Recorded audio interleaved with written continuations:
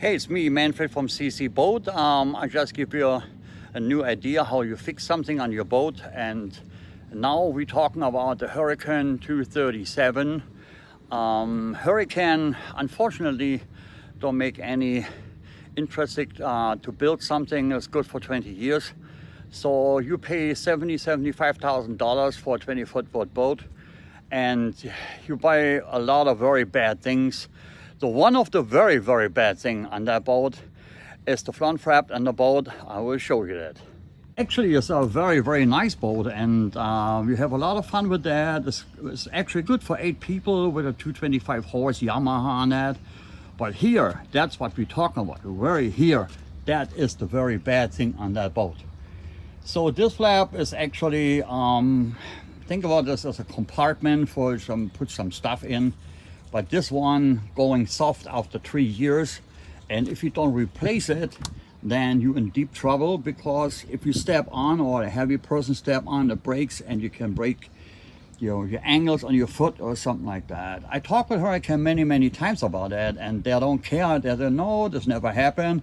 And it is happened because we have 4 boats of them, and the only chance what you have to do is to have to replace that part by yourself.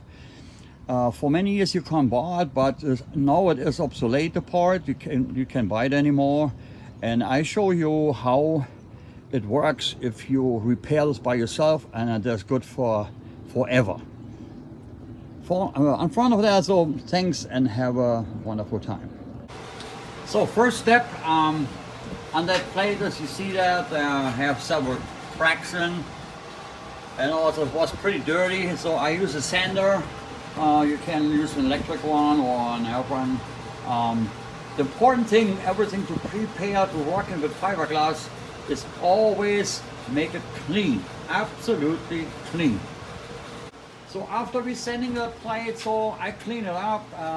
That stuff called starting fluid.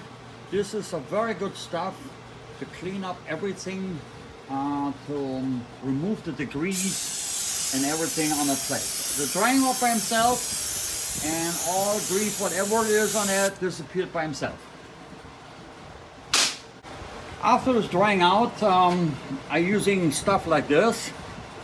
This is a glue, a super glue, and it's also a gel, so it's not just a glue. So just fix the point, the broken point, with that stuff to prepare that later. Get on here with fiberglass EDC. See that here? So then move on.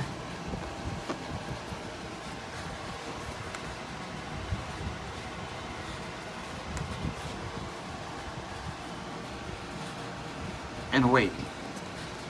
So now you see we fix it with a super glue to make it pretty easy to put epoxy and fiberglass mat on the part.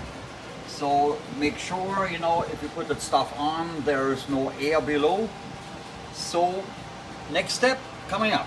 So now I prepare everything with stuff like that. My advice is use that stuff. You can buy it on some boat parts shops or Walmart or something like that. Also, the fiberglass resin, they're coming up with hardener and everything, and instruction on the backside how you have to mix that. Also, I'm using 2 pieces of wood to stabilize that plate better than it was before, and we will see how it works. Here's the next step. I put the piece of wood in the middle, put a little bit fiberglass resin below that. There's the mix here right now, and we're using that stuff to just put it over here and then cut it and put it on. So we finished the first step. You see the piece of wood, we covered it with the fiberglass mat and put fiberglass resin on. So we use just 2 small stripes, and the next step is we will put the large one over the whole thing 2 times. So now we have the second map on, and you see what I did. Just go in the middle And you know, make sure, that's a very important thing, make sure you don't have any air bubbles in, because air bubbles in means no contact. And also I will show you a special tool that you can buy it online, and this tool is extremely good to get out all the air bubbles. So okay, first step, see in the middle, so like I do, and then just wait a minute and then mix up the second one. In the meantime, put that stuff, even your brush, what you're using, put it in acetone. So we put the second step on, and like you see, I use the tool again here to make sure there is no bubbles in, and everything had to have the right contact. Also here in the corners, make sure everything is good. And also you see, I don't go to the edge of that plate, because if you put it back in the boat and you put too much stuff on, so you're losing maybe the level of that plate. That means it's sitting a little bit higher than it was normal. So it is ready now to dry. Normally you need maybe 2 hours for that. What I'm doing is I let it sit overnight and harden it pretty well, and then I'll see you back tomorrow. So now the plate is done, you can see that, and this is good, like a person of 300 pounds can walk on this. So this never breaks again, I promise you. So what next step, what you have to do, we have to cut that hole out to put the new lock in, or the old one, to just lock that plate on the boat.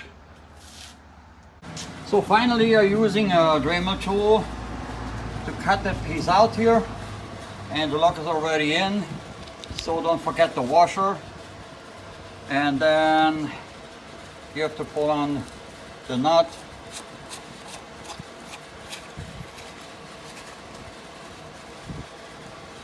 Just tighten it and you're done.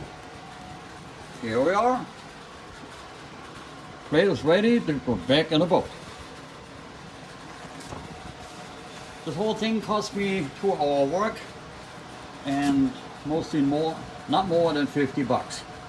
The new one, you have to replace it every 5 years anyway, costs you around 400 bucks. And it's actually not available.